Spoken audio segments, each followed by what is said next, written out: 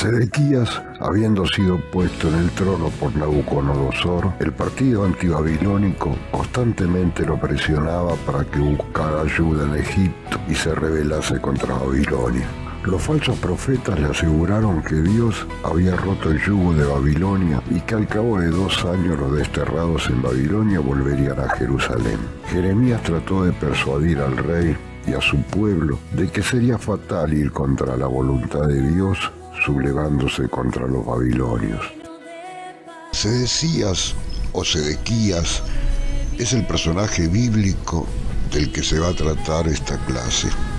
Fue el último rey de Judá antes de la destrucción de este reino a mano de los babilonios. Había sido nombrado rey por Nabucodonosor.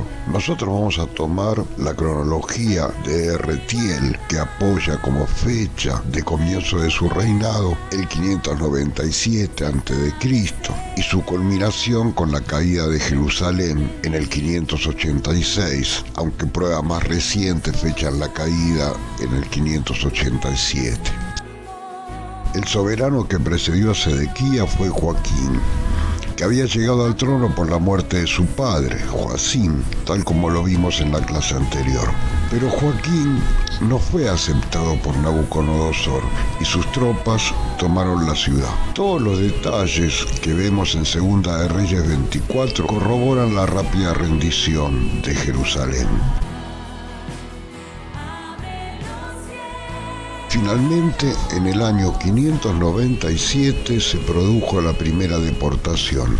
El joven rey, su madre, altos oficiales, los cortesanos, personas influyentes, unas 3.000 en total, pertenecientes a la familia más poderosa del país, fueron deportadas a Babilonia, junto con un enorme botín.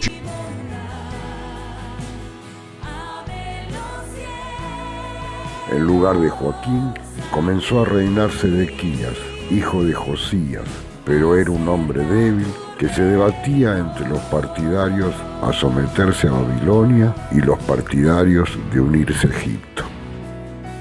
El reinado de Sedequías también contó con la oposición y el apoyo en forma contradictoria de diferentes profetas, algunos falsos, como Ananías, que predicaba el favor de Dios para enfrentarse a Babilonia.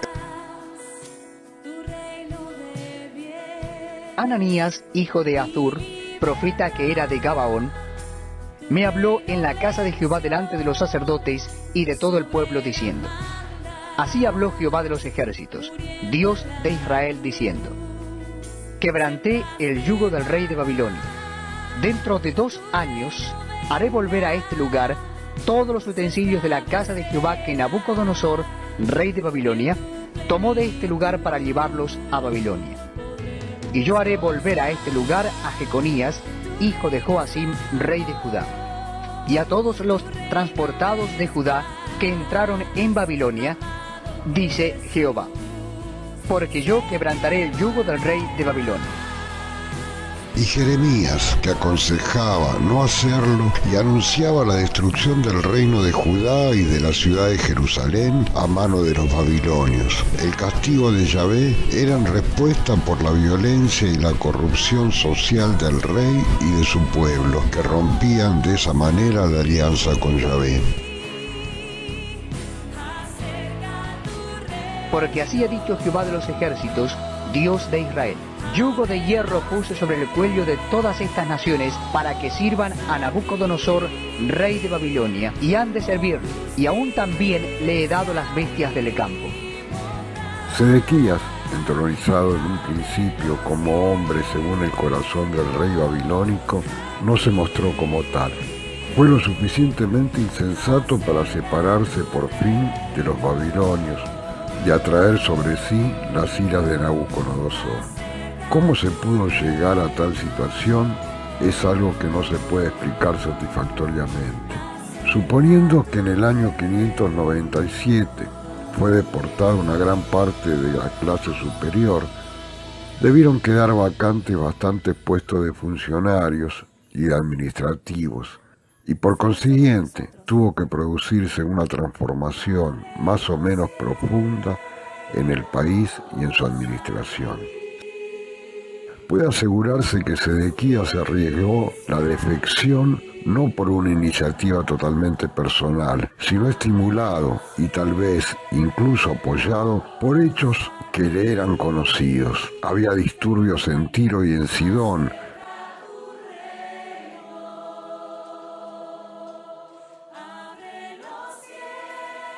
Por otra parte, se presentían avances egipcios. Psamético, sucesor de Necao, que gobernó Egipto entre el 595 y el 589, hizo acto de presencia en Palestina por lo menos una vez, sin que por lo demás tengamos informes exactos sobre tal hecho. Lo más probable es que Sedequías tenía puesta su confianza en el apoyo de los egipcios.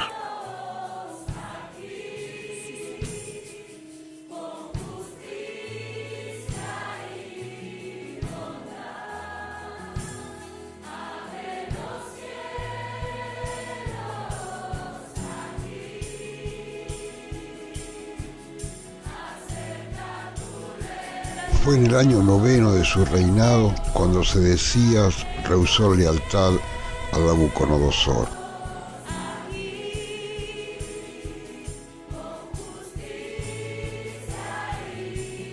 Los babilónicos se presentaron con un ejército a las puertas de Jerusalén y comenzaron el asedio de la ciudad, según Segunda de Reyes 25:1. Este asedio habría durado hasta el 11º año del reinado de Sedecías. Se acercó un ejército egipcio sin que sepamos su magnitud. Al menos temporalmente ese ejército debió obligar a los babilonios a interrumpir el asedio. El socorro egipcio no duró mucho tiempo. Posiblemente reinaba ya por entonces en Egipto el sucesor de Psamético II, el faraón Apries, quien en Jeremías 44:30 es denominado Ofra. Los babilónicos no desistían en su empeño de tomar la ciudad. Esta debió rendirse por fin, forzada por el hambre, según nos cuenta Segunda de Reyes 25:3. Los babilonios consiguieron abrir una brecha en la ciudad, irrumpieron en el interior de la misma, y Sedequías y sus más allegados habrían conseguido salir de la ciudad durante la noche, huyendo, de momento, hacia el desierto de Judá en dirección al valle del Jordán. Pero junto a Jericó le dieron alcance los babilonios y le hicieron prisionero. Fue conducido inmediatamente a la presencia de Nabucodonosor, quien se encontraba entonces en su cuartel general en Ribla, en la Siria central. El destino que le aguardaba en Ribla a Sedecías es de una espantosa crueldad. Y la razón de tal dureza está en que él, el soberano instituido por Nabucodonosor, durante largos años se había opuesto inflexiblemente al dominio babilónico de Jerusalén. En Ribla y en presencia suya fueron matados sus hijos. A él mismo le sacaron los ojos, fue encadenado y llevado a Babilonia. Hubiera sido preferible que fuese muerto entonces. Ya no volveremos a saber nada de él. Mientras tanto, Jerusalén fue saqueada y en gran parte destruida. La caída de Jerusalén significa el final de propia nacionalidad para Judá. Es el provisional punto final de una historia políticamente independiente, tal como se había desarrollado en los días de la conquista del país, tomando forma constitucional en los estados de Israel y de Judá. Los reyes fueron derrocados, las capitales fueron en gran parte destruidas, los terrenos fueron entregados a una administración extranjera, los santuarios fueron arrasados, el culto se convirtió en problema, las clases dirigentes vivieron fuera de su patria, el Estado se había hundido por completo, pero como quiera que sea, subsistió el pueblo que había sido abatido. No puede uno imaginarse en toda su trascendencia la totalidad de la catástrofe de Judá con la caída de Jerusalén. Pero para el enjuiciamiento de la historia de Israel es una cuestión de capital importancia la de evaluar hasta qué punto caló realmente esta catástrofe en la conciencia de Israel, pues todas las conocidas tradiciones preexílicas de la fe en Yahvé se nos ha conservado y han sido capaces de determinar la vida de Israel aún en épocas muy posteriores. Así pues, aún en las nuevas investigaciones, el exilio y las épocas subsiguientes son temas de controversia entre los historiadores. Aunque la caída de Jerusalén se la pueda calificar como una de las fechas más trascendentes de la historia de Israel, aunque se pueda marcar el exilio como una profunda división y aunque se la analice como una catástrofe nacional, no acarrió el final de Israel. Contribuyó sí a una transformación de su estructura y de su carácter, que tal vez solo a partir de ese momento alcanzó anchuras y profundidades, esas que hicieron del judaísmo y con él del Antiguo Testamento el universal paradigma del pueblo de Dios y de su experiencia de Dios. En el dominio de la historia, en alianza con su Dios, culminan lo trágico y lo grandioso de ese pueblo. Veamos qué nos dice la Biblia sobre los temas que nos ocupan. Segundo libro de Crónicas, capítulo 36. De 21 años era Sedequías cuando comenzó a reinar, y 11 años reinó en Jerusalén.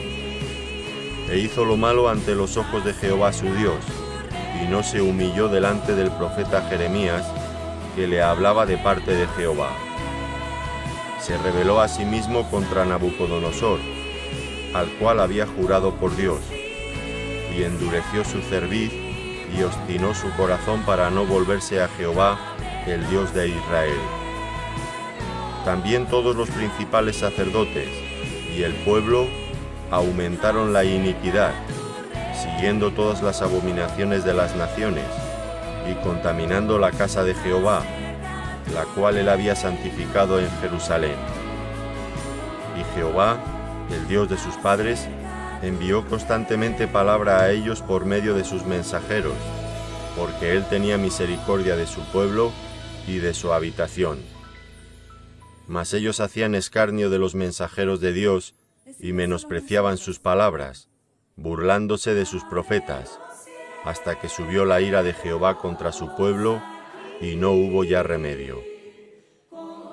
Por lo cual trajo contra ellos al rey de los caldeos, que mató a espada a sus jóvenes en la casa de su santuario, sin perdonar joven ni doncella, anciano ni decrépito.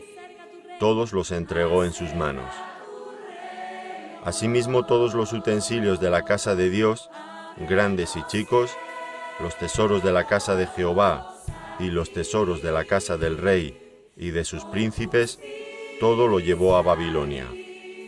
Y quemaron la casa de Dios, y rompieron el muro de Jerusalén, y consumieron a fuego todos sus palacios, y destruyeron todos sus objetos deseables.